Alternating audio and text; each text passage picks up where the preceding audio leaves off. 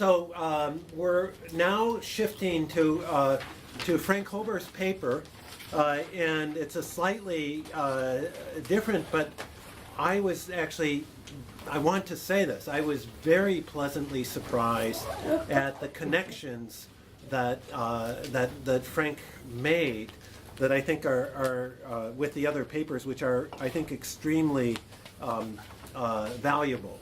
And so I want to talk a little bit about those. I have actually, I think, sort of fairly few suggestions. Let me begin by saying, first of all, that I thought Frank opened the paper in a wonderful way, a way that I think you'll see highlights the relevance. He begins talking about Lloyd and Suzanne Rudolph preparing to interview Nehru.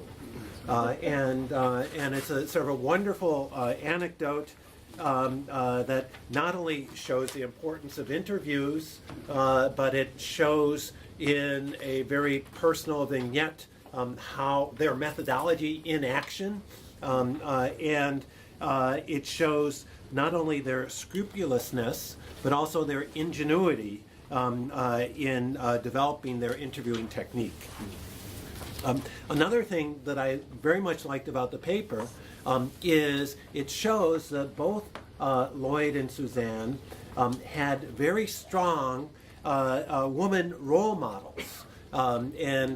This is one thing that is, to me, sort of very striking in Suzanne's case, how actually we don't really talk about it as much, but how when she came to Chicago and also at Harvard, they were not always the most women-friendly environments.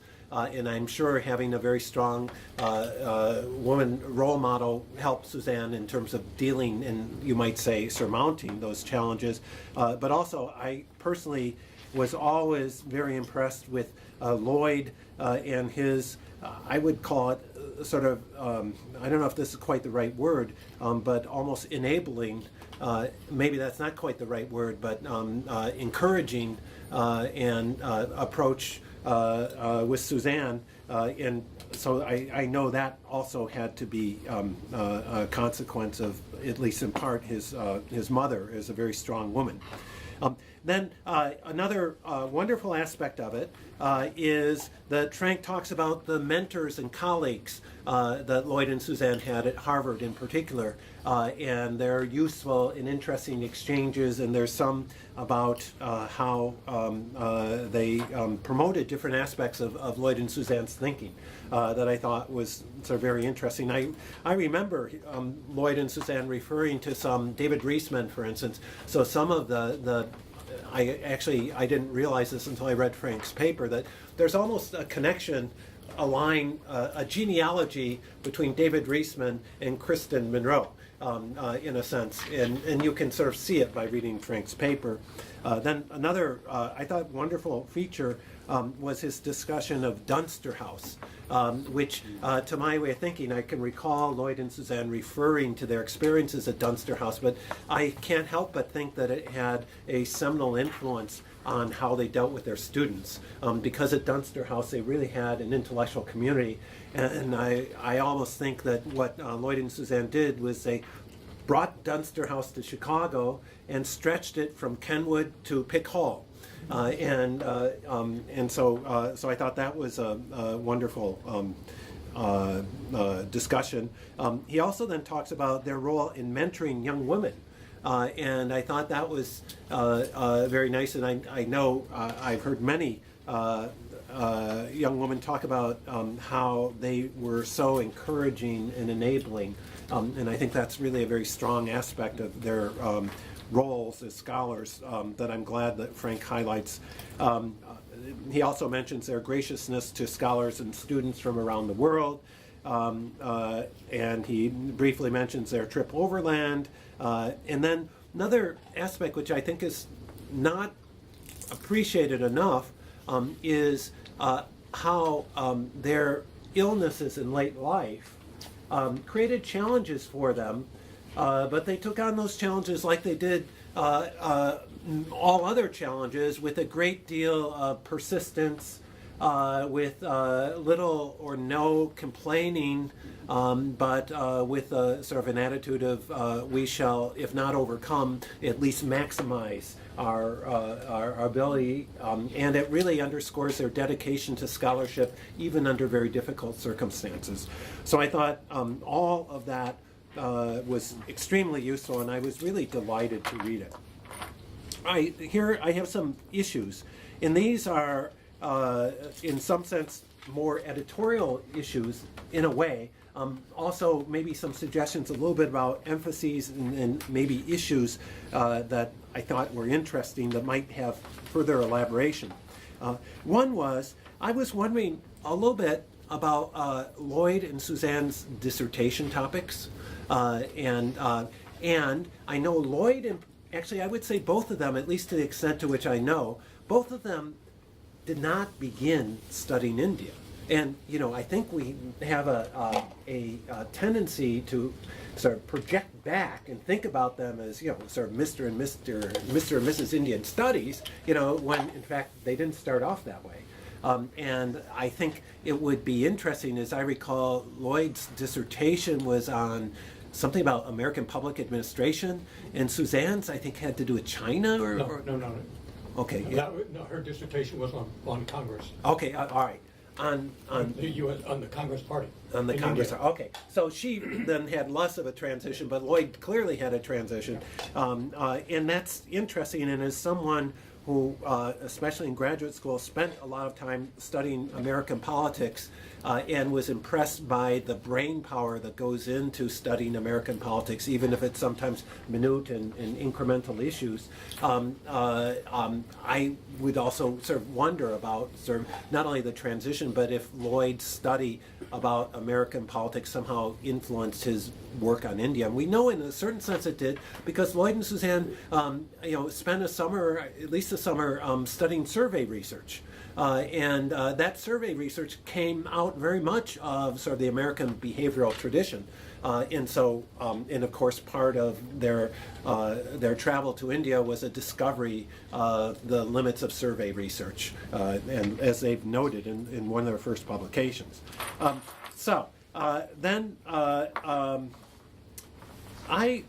This is really minor things. One was I was interested in Suzanne's graduation from high school and college. What years were they? I suspect, and it's not entirely unrevealing, that she probably went through a little bit more quickly than Lloyd did. But I just thought I was just interested anyway. And then just another sort of really minor editorial thing. I think in the version that I read, it said that she was president of the Association for Asian Studies in 2003, and in fact it was 1986. She was president of the APSA. Correct me if I'm mischaracterizing what you wrote. She was president of AAS in 1986 and president of the APSA in 2003.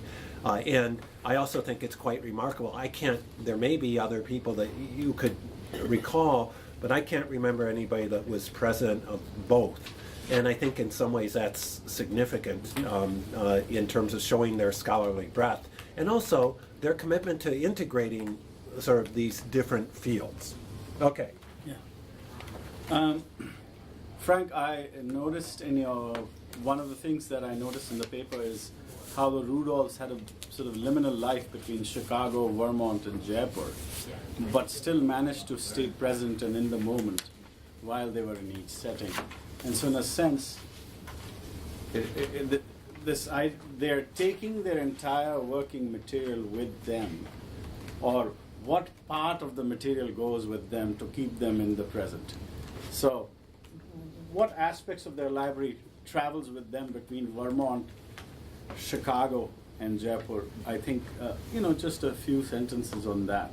It's also remarkable that the relationship, working relationship between the two as academics also gets replicated in the sort of some of the role models. So For example, Weber and his wife Marianne had a strong working relationship. She was a feminist and author, and they study Weber, and so they're, in a sense, are the role models also coming out of the readings and the authors they are engaging besides sort of family. One aspect I think you could develop further, well, you transcribe for them. So in a sense, their interviews, transcription, and then the interpretation of the interviews. And it's possible you were transcribing and then they were interpreting the interviews, but maybe you were also there for these conversations. So how, perhaps throw more light on, you sort of write more about your role as a transcriber for the Rudolphs, and then develop how they managed to reveal sort of hidden truths or interpret meanings out of some of these things, and I think that would be a good beginning to our larger engagement with interviews as such. You played a very important role as a transcriber, and you're playing a role right now as you are editing their works, etc. So in a sense, bring some of that into this chapter, your personal role, in the important sort of interviewing techniques, the parts that we don't know about, and how did they give meaning or read into it. The other thing that I think is perhaps marginalized is, given the situated knowledge, is their role in Association for Asian Studies. So I think we're sort of like heavily sort of American political scienceation, Suzanne's address, but if you had a few things on that, it would, I think, also take the volume broader and be more accurate of their engagement, intense engagement with Asian studies as well. And that means situated knowledge, etc. And so I think bringing those two aspects out would be very, very useful. And I think you're in a very good position for at least the first one. Could I have one last thing, which is, I'm struck by the fact, as I've sort of engaged with everybody at the table, and even people who are not at the table, how we all have our own experiences with the Rudolphs, and I would encourage people, because as the Rudolphs like to point out, there are sort of many different sides to knowledge. If we, having read sort of Fred's piece, if we have experiences that we think he might usefully consider as to add to this chapter, that we either during our discussion now or sort of after the workshop, just send him a little note and so that he can sort of consider and as best as he feels appropriate, sort of integrate. Because I think that could also provide some aspects of insight to Lloyd and Suzanne. That and I know, as I say, many of us do have those as well. So okay. You can respond, and then we'll open it up. Let me make a couple of quick comments. Sue's position as a woman was like not an issue for her. It was an issue for everybody around her, but she took it from the family background she came from and from her own academic self-confidence. She always behaved as though it was for other people to deal with, it wasn't her problem. And Lloyd was always an equal partner, if anything, and this was verified by a couple of people who knew them very early in their careers. There were some at least who saw Sue as being the leading person in that relationship. One thing that's true is Lloyd started as an Americanist. Sue started working on India very early. I believe because in a summer job she had at Bryn Mawr, she met a very attractive Indian man. And he got her interested, but I don't know whatever became of him. But she was the first one who became very interested in India very early. Her dissertation was called Congress in Power, which by that time had been like 5 years. By the time she wrote the dissertation, and I asked Stan Katz, who was one of their oldest friends, who's at Princeton. I said, so how did Lloyd get interested in India? He said he fell in love with Sue, and he just got interested because he was following her. On Suzanne and Lloyd's encouragement of young women, I did some other family research recently and discovered that Sue's and my grandfather, who was a physiologist, first at the University of Zurich and then at the University of Kiel, in his first 10 years, supervised 24 MD dissertations at the University of Zurich, 22 of whom were women. Between 1902 and 1909, he did 22 women's dissertations. So, this goes back a long time in the family. There are two things that come together in interview. You asked a question about their dedication to scholarship despite illness, and also about their constant moving between Chicago, Vermont, and Jaipur. And the two things are actually related because they could do their work anywhere and under any circumstances. And I mean, watching them, their trips to India always began from Vermont, which meant that they shipped a ton of books from Chicago to Vermont and then repacked them in Vermont. I mean, when they left for India, a pickup truck would pull up in front of the house to pick up the 50 boxes of books. That was their air freight to go to India, because they would take hundreds of books with them to India for the year. It was nuts. And the other thing that doesn't go into the book, but it was always great because the luggage would go on one trip, and then a couple days later they would leave for the plane, and they were driving from Vermont to Boston, take the plane from Boston.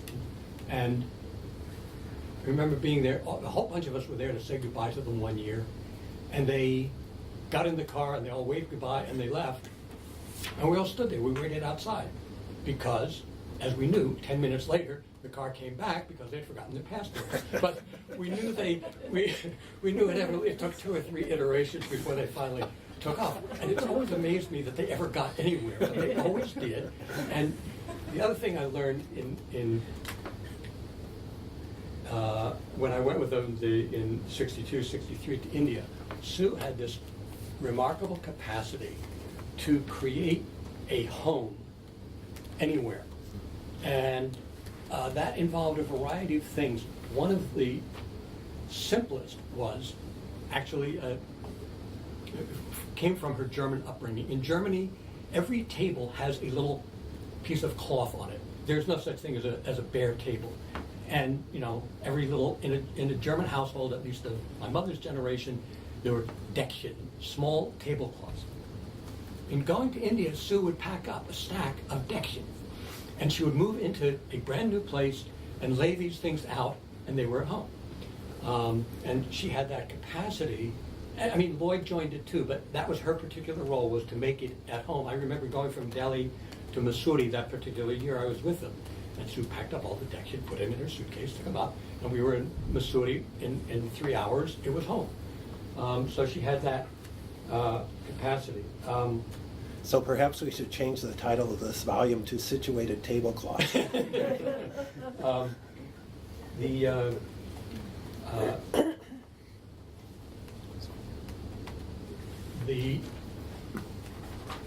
The Michigan time, I remember when they were in Michigan,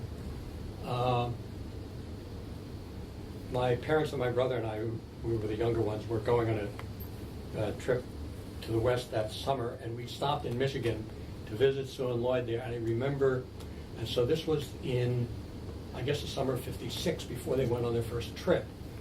So I would have been 13 years old.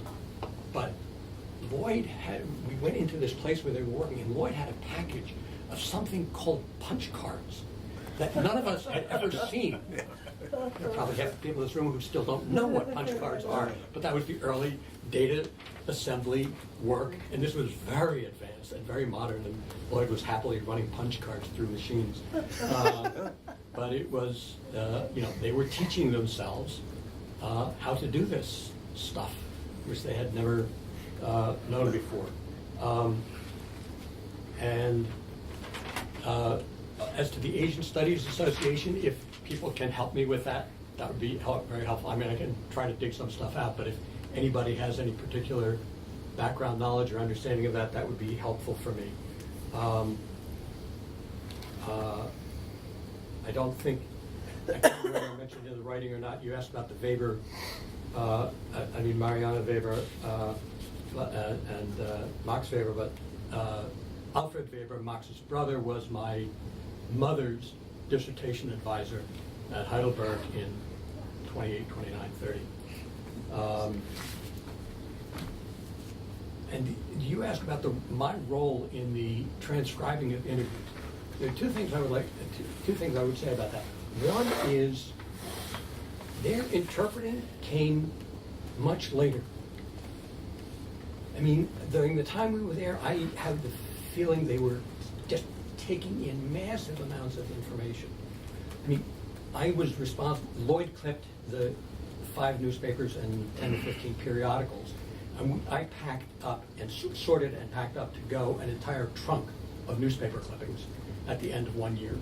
Because it just massive amounts of data they were collecting that Lloyd was very carefully and systematically organizing. But the interpreting came much later, and they wrote Modernity of Tradition the year after we came back, and Modernity of Tradition is really based on their first trip, which is 56, 57. So I think their analytic process was a slow percolation of things that came over an extended period of time. But the one other thing I would say that was really interesting about doing the transcriptions, both of them are on tape, okay? And they're dictating into the machine what they remember that somebody said to them in an interview. And Suzanne she starts to say something, and it's like she had it written down in front of her, and she goes, tick, tick, tick, tick, tick, tick, tick, tick. And Lloyd is thinking about how this worked, and he's slowly, going back, and it was much easier to transcribe Lloyd in one way because it went much slower. On the other hand, it was all interrupted with hemming and hawing. But I discovered even then, once they were transcribed, they read almost identical. So that even though their oral presentation was completely different, the outcome was very hard to distinguish. So, they had different personal manners, but psychologically they were very much together. And I would like, if I can, to take a moment to say, if people are otherwise interested in Sue's early life, I did a book last year, a couple of years ago, on my parents getting out of Nazi Germany, which is around. And I don't know how many of you are aware of their posthumous book on James Todd, which came out last year from Oxford. That was unfinished, and I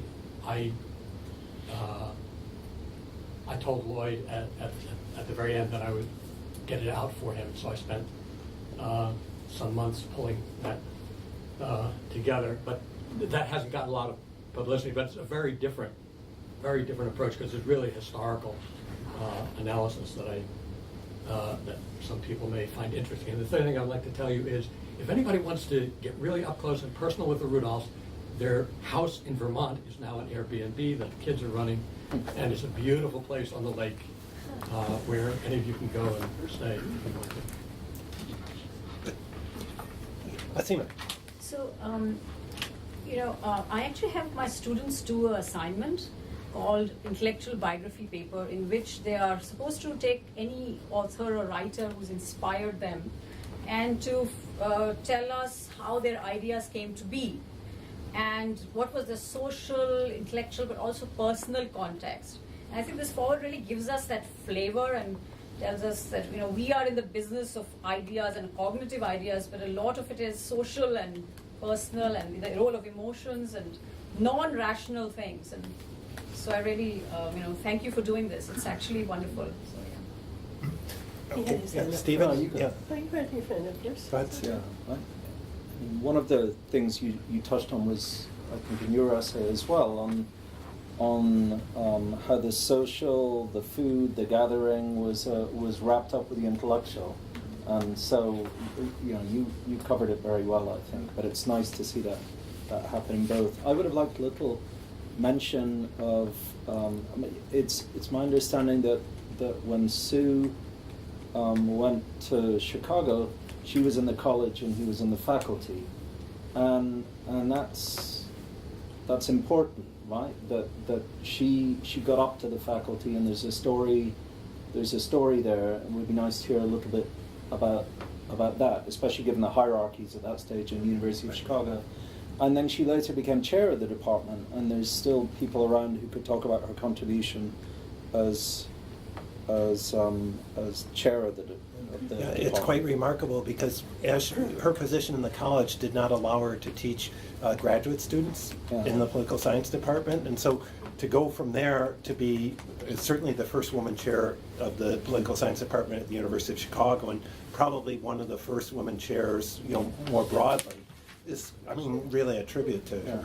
And then just one final question was, in terms of their archives or papers or something, could you put something in if have they been given to U of C or what the? Yeah, they're everything up to about 2005 is already at Regenstein, at the library at the University of Chicago. The rest is actually still in storage in California, but I'm working with the kids to get that out because that'll get transferred to Regenstein as well. Yeah, but this was a super. I learned a ton and was hungry to learn more. So Okay, thank you. I will definitely include that. I can add to a lot of the stuff that you mentioned, and I don't know with we're talking about interviews and who asks the questions and what. So maybe this is what I'm actually getting, and not the reality. But I did an interview with her in the '90s, and I was trying to work really hard to break the glass ceiling in APSA because we've had 2 women president in 100 years. And I thought Sue was not deterred, but she was very conscious of some of the special situations that she was getting into because she was a woman. For example, this David Reisman story, which you didn't tell in here, she told me he said to her, "We are going to take you to lunch at the Harvard Faculty Club," which had never allowed women. They were allowed on Wednesday night for dates and Saturday night or something like that. And she said, "Well, our women aren't." "No, we're going to go." And he took her, and they walked up, and he said, "This is David Reisman. I have reservations for 2." And the maitre d' looks at him, and he looks at Sue, and he looks back at Sue, and he looks at Reisman, and he says, "Follow me." And Sue said you could hear the clip, clip, clip of her heels. There was not one word spoken, and that was how it got integrated. When she went to Chicago,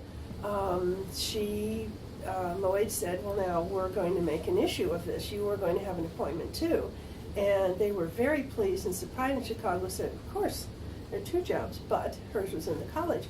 And I was on the committee, the student committee. Ari Zolberg decided to bring her into the faculty at the graduate school, which was a high status situation. It was not something that was in just status, so you were not allowed to teach graduate students. And she taught all her courses with Lloyd. I think that was one of the reasons they did it. And I can remember people going through everything, and Ari said, "No one's mentioned the importance of her as a role model." And I, being shy at that point, I feel my face get burned. "She's very important." I kind of blurted it out. And I do remember her coming and talking with the female graduate students about some of the issues she had.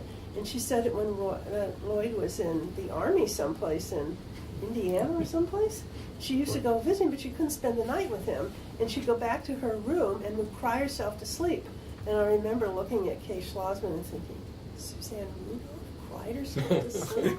Jeez, maybe. And first of all, who would have the nerve to admit that? And if she could do it, maybe the rest of us could kind of do it. So she was really, really important. And she got, I don't know if people even know that, I believe she got the chair professorship and a really nice deal because she was offered the presidency of Smith College. And when they called, Lloyd picked up the phone and they said, this is Professor Rudolph. He says, Professor Rudolph. And they started going on about and Lloyd finally said, well, my wife is a professor. And they said, oh, that's who we thought we were talking to. And I can tell you the long story of the APSA presidency. It was a big push. We had 126 signatures for her, maybe a couple in this room would anyway. And they went for Theta, and Suzanne said, that's it, I don't want to go through this again. And so the Women Caucus couldn't nominate her, and they didn't know what to do because she turned them down. And I said to Martha Eccles, well, she hasn't told me no. So I wrote the letter, and she got, as I knew they were going to take her that time, so she got in. They called me and told me, because they knew I was so vested in this, I think Amy Gutman was the chair and called me, and I got totally screwed up. I was so excited. I estimated the hours wrong, and I called her in India, and I said, Suzanne, you got it? I was so excited. She told me later it was like 4 in the morning, and I was like, she didn't say a word. They were very nice about it. So there's some lovely stories that you could, and the main thing I thought that was interesting about Suzanne in terms of obstacles, she never got mad. She just went around them. It was what a lot of the women that I interviewed did. And I remember at one point she said, I never really had much discrimination. And I said, I'm going to interrupt you here and be really rude. I was there. I remember some of the stuff that you went through. I think that's the way you're choosing to remember it. And she smiled, that beautiful, sweet little smile of hers, and said, yes, that's the way I choose to remember it. Which I think speaks volumes to narrative and interpretation and things. She did not want to be seen as a victim. She was going to do her work, and she wasn't going to fight. Just go around and find another way.